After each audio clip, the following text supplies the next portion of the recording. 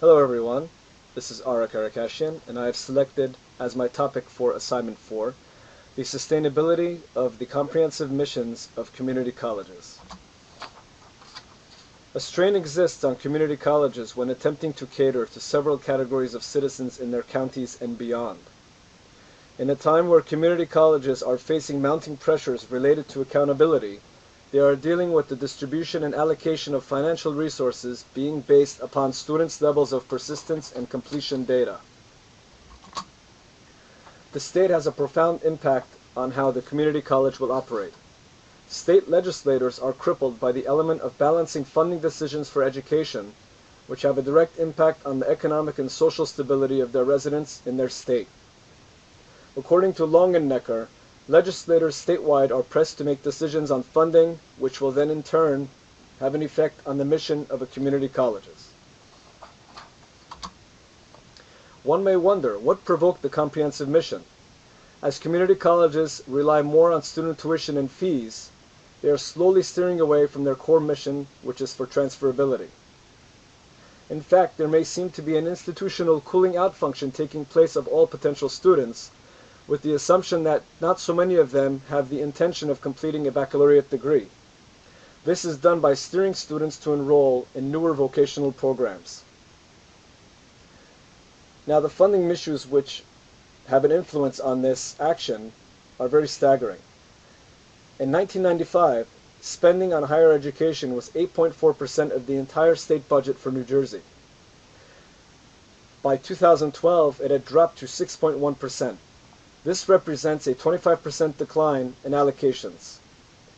With the unreliability of funding from the state, community colleges have other pressures to address. What also provoked the comprehensive mission?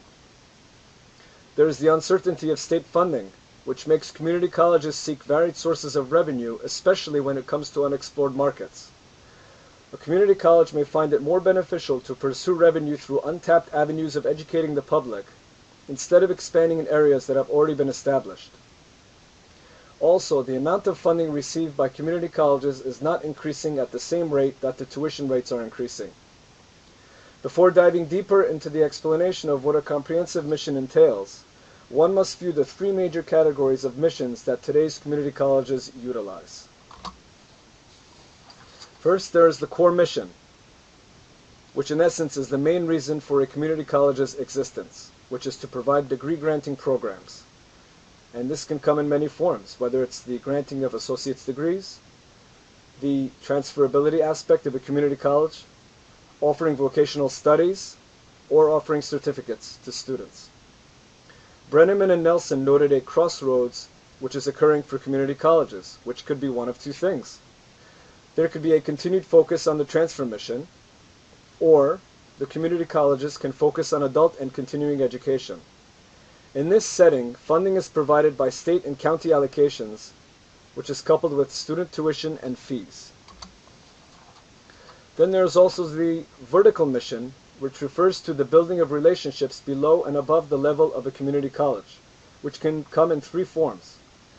First, there could be the connections with high schools through dual enrollment programs. Second, there could be connections with four-year institutions of higher education through articulation agreements. Lastly, there could also be the offering of honors programs, which, according to Bailey and Morris, could be the strengthening of the collegiate image of an institution.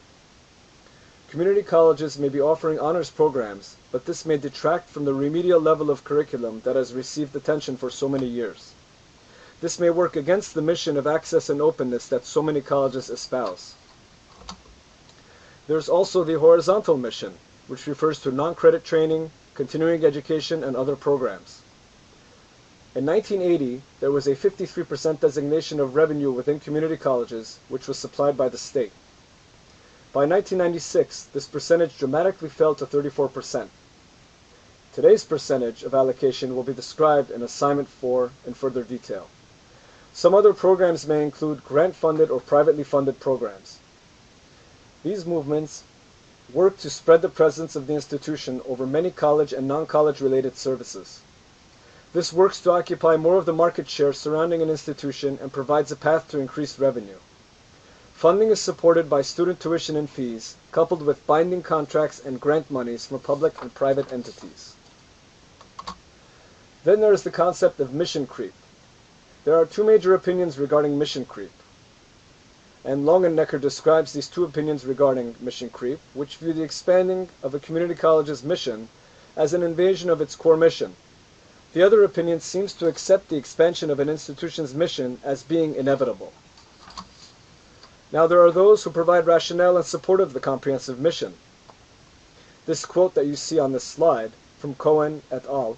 Provides the rationale for community colleges having a comprehensive mission instead of merely acting as a transfer institution. The question that remains here is at what cost do community colleges keep spreading themselves so thin in their offering of resources? Then of course there's rationale against comprehensive missions.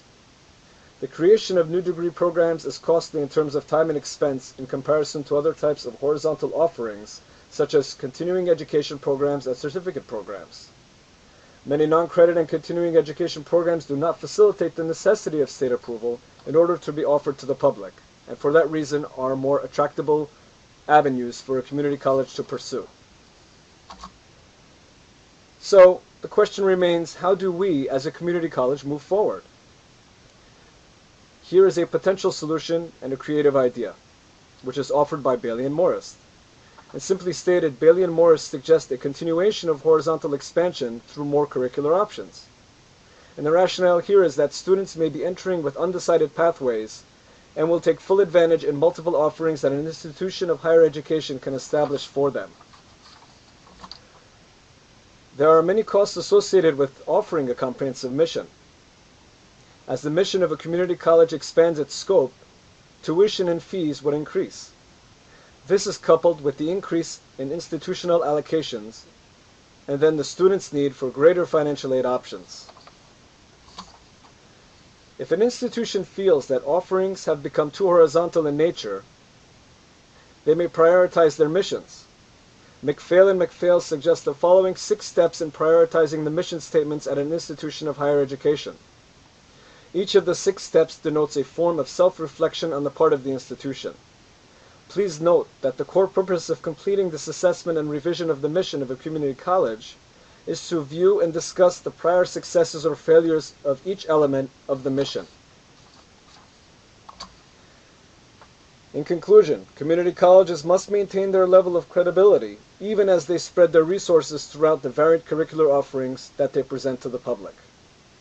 The question remains, can there truly be a fair balance of resources and intentions across all avenues of assistance that a community college offers? Thank you for viewing my presentation. Here are my references.